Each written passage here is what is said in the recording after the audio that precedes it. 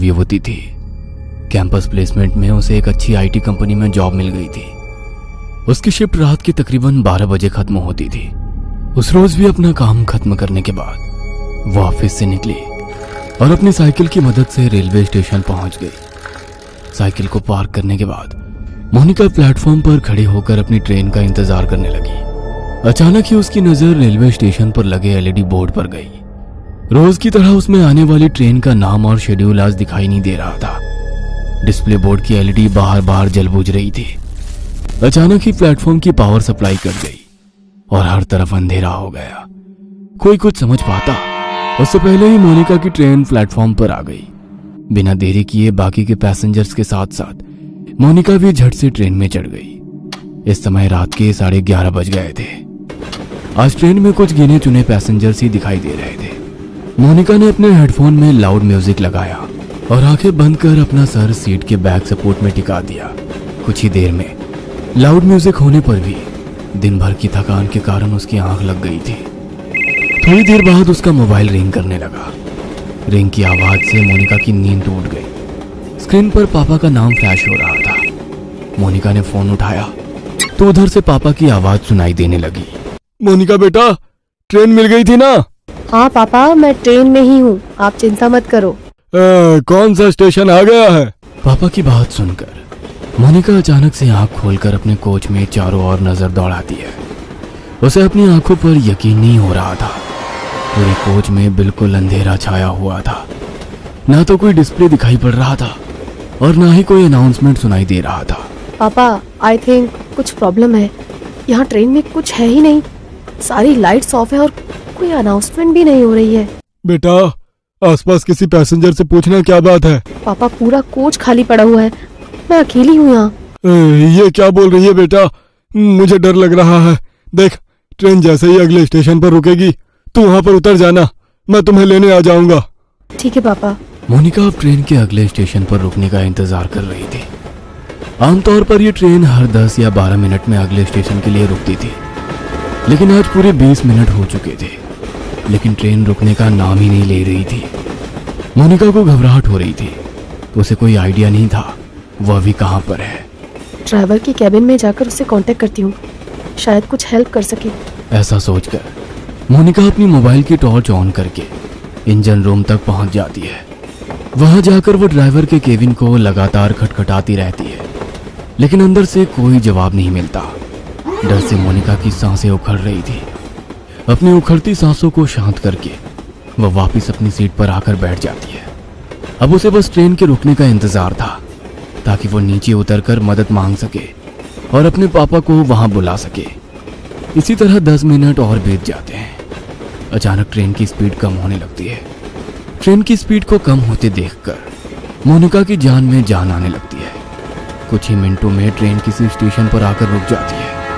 बाहर घना अंधेरा छाया था। स्टेशन पर कहीं भी उजाला नहीं दिख रहा था। मोनिका ने खिड़की से झांककर बाहर देखा तो प्लेटफॉर्म पर एक भी इंसान नहीं था। अब तो मोनिका को और भी डर लगने लगा था।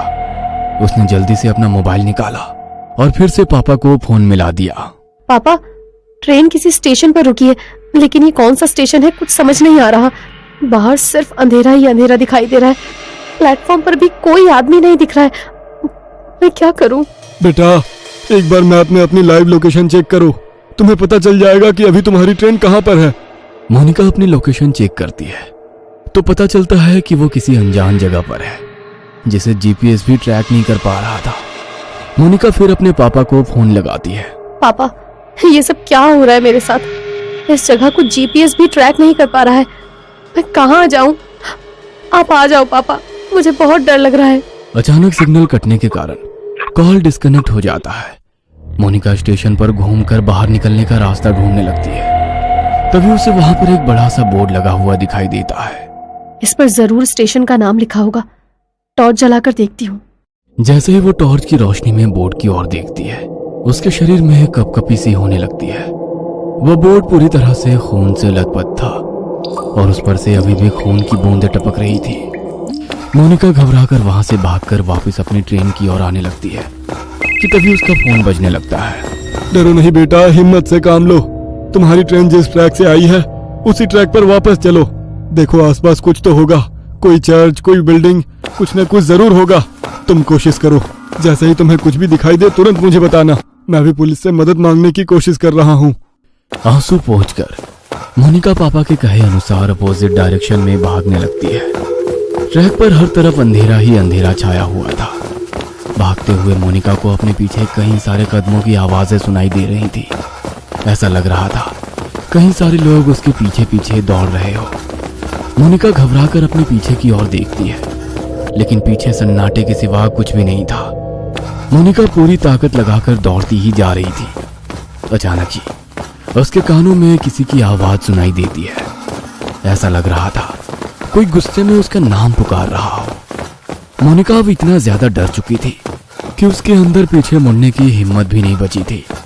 हाथ में मोबाइल पकड़े वह फ्लैश लाइट की रोशनी में दौड़ती चली जा रही थी। अचानक ही उसके दौड़ते कदम ठिठक कर रह गए। उसने देखा कि सामने पोल पर एक औरत उल्टी लटकी हुई थी। उसके बाल हवा में लहरा रहे थे और वो खतरनाक चेहरे के साथ जोर जोर से हंस रही थी। मोनिका का हलक डर से सूख रहा था। अब उसमें और आगे जाने की हिम्मत नहीं बाकी थी, इसलिए वो वापस स्टेशन की तरफ जाने के लिए मुड़ जाती है।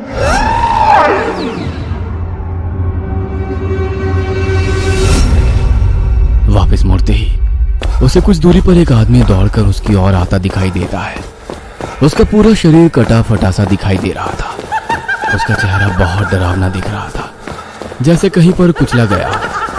वो आदमी हाथ हिलाकर उसे ट्रैक पर दौड़ने से मना कर रहा था। मोनिका को अब समझ नहीं आ रहा था कि वो कहाँ जाए। घबराकर वो फिर से पोल की तरफ देखती है, जहां अभी कुछ मिनटों पहले एक औरत उल्टी लटकी हुई थी। वो पोल अब बिल्कुल खाली था।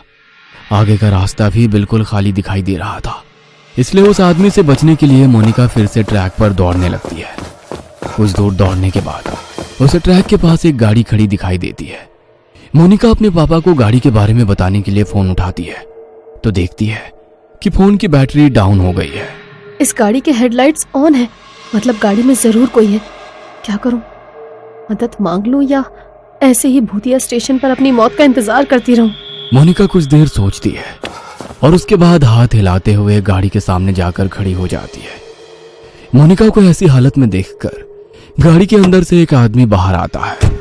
क्या बात है, इतनी रात को आप ऐसे ट्रैक पर क्या कर रही हैं? सब ठीक तो है ना? मोनिका बुरी तरह हाँफ रही थी। ऐसा लग रहा था वह किसी भी पल बेहोश होकर गिर पड़ेगी। मोनिका की ऐसी हालत देखकर वह आदमी उसे गाड़ी के अंदर बैठा लेता है। अच्छा, आप आराम से अंदर बैठकर बताइए क्या बात है।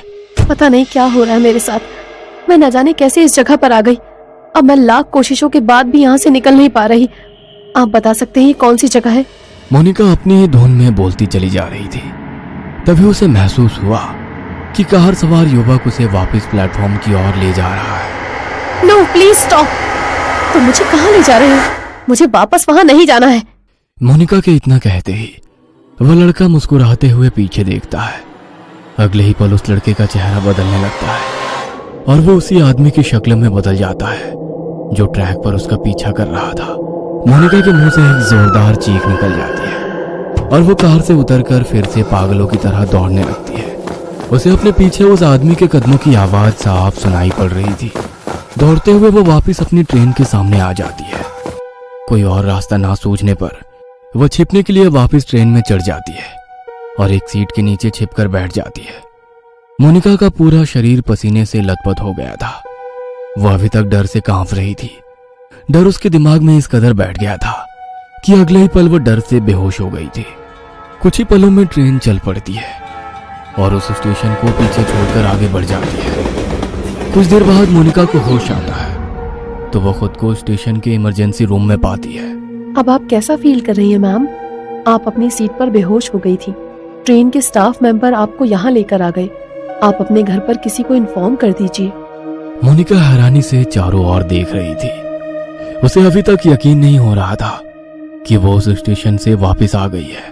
प्लीज मेरे पापा को बुलवा दीजिए। मैम, आपके फोन की बैटरी लो हो गई थी, मैंने चार्ज कर दिया है, ये लीजिए। मोनिका अपना फोन निकालकर पापा को फोन लगाती है।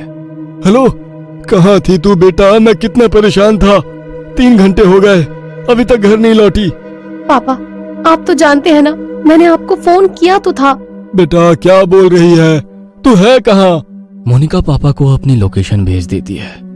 कुछ ही देर में मोनिका के पापा आकर उसे अपनी कार से घर ले जाने लगते हैं। रास्ते में मोनिका अपना फोन निकालकर कॉल हिस्ट्री चेक करती है। उसने पिछले 3 घंटे में लगभग 10 बार पापा का नंबर डायल किया हुआ था, लेकिन एक भी बार उस पर बात नहीं हुई थी। मैंने तो हर बार पापा से बात की थी, लेकिन फोन में तो बस डायल नंबर ही दिख रहा है। और अगर वो सब मेरा वहम था, तो फिर जब मैं बेहोश थी तो ये कॉल कब और किसने किए?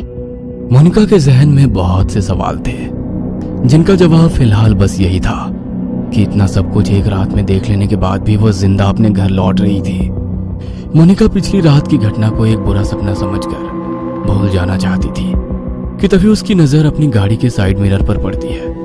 वो देखती है कि वही कटे पिटे चेहरे वाला डरावना आदमी उसकी गाड़ी के ठीक पीछे पीछे चला आ रहा है।